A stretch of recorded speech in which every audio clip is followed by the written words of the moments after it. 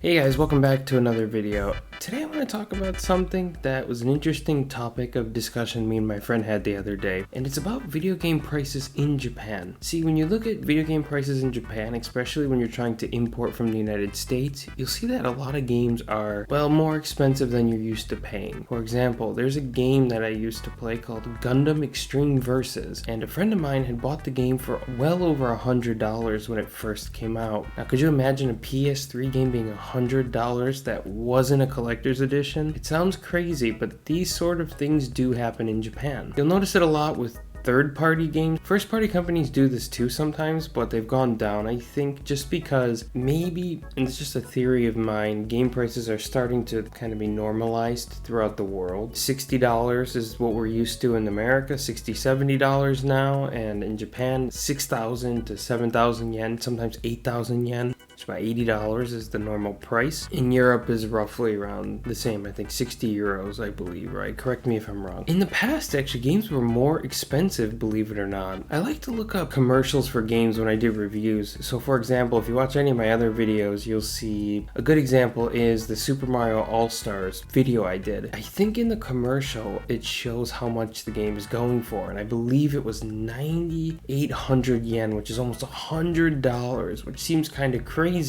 looking at it now. Back then, these sort of prices were normal. So anyway, I'm kind of dancing around the topic a bit, but so why are games so expensive in Japan in particular? Well, I don't have a really good reason for it, but I just think there are some things that might contribute to it. So one, it's a very different market from the US and Europe, right? These markets are kind of spread out a little bit more, whereas Japan is very concentrated in one place. In Europe, you have so many different economies battling each other, and then in the United States, you have just this giant spread out country, right? I think people forget how big the US is. We have a lot of cities, sure, we have suburbs, whatever, but our supply is spread out. Usually we're selling much more than Japan does on average, but it's just kind of interesting to step back and think about it, right? Japan is usually buying about 1/3 of what the States does, maybe sometimes even 1/4, 1/5, 1/6, up to 1/10, but it's in a country that's the size of California, so some food for thought there. I think this different market definitely plays a part. And another thing is the standard of living in Japan. And so Japan generally has a standard of living that is much higher than other countries, even in Europe and in the Americas. I'd imagine next to Singapore, it's probably the highest standard of living in Asia. I mean, South Korea, like I said, Singapore, South Korea. These other countries might have contention there, but it's probably the most developed country, I think. So because of that, the standard of living is higher. Like I mentioned, things, not just video games, are priced higher. There's things like the food could sometimes be a little bit more expensive depending. Now granted, not everything is expensive, but because Japan does enjoy a more higher standard of living, I think this contributes to the overall price of games as well. Don't forget, games are a luxury and these things are not necessities. Because of that, that will contribute to the prices rising. But there's another interesting thing, and I think this is probably the biggest contributing factor to the whole thing, and it's not to do with video games, but it has to do with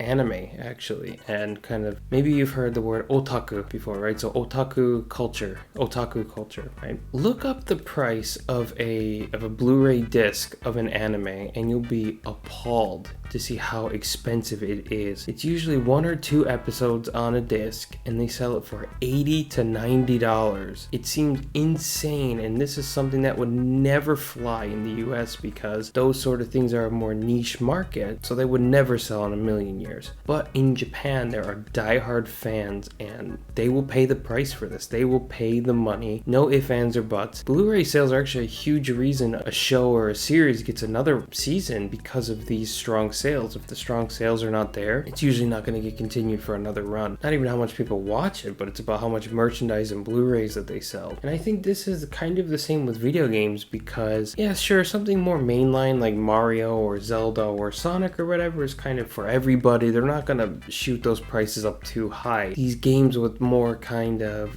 niche fan bases, they're going to jack those prices up because they know they're not going to sell a lot, but they do know that the people who are buying these games will pay the money for them, no problem. It's not a niche game, but I'm going to talk about Monster Hunter for a second, and I mentioned this in another video. Monster Hunter is really, really popular in Japan. I I can't even express how popular this game series is. I went looking for it and I couldn't find it used anywhere, which is insane because these stores had Mario Odyssey on the shelves by the dozens a couple weeks after it came out. I couldn't find Monster Hunter, and the game's been out for I think more than a month and a half at that point. Eventually I found it and I paid I think about $80 for it, which seems nuts, but again, it's a it's an ultra popular franchise. $80, they know they could sell it at that point, and they have. They've sold gangbusters with Monster Hunter, Monster Hunter World. This is not really crazy. They could probably charge $100 for it and it would still sell, I guarantee it. And so yeah, that's kind of why I think game prices are a little bit high in Japan. And this kind of leads into another thing I want to talk about, which was retro games in Japan.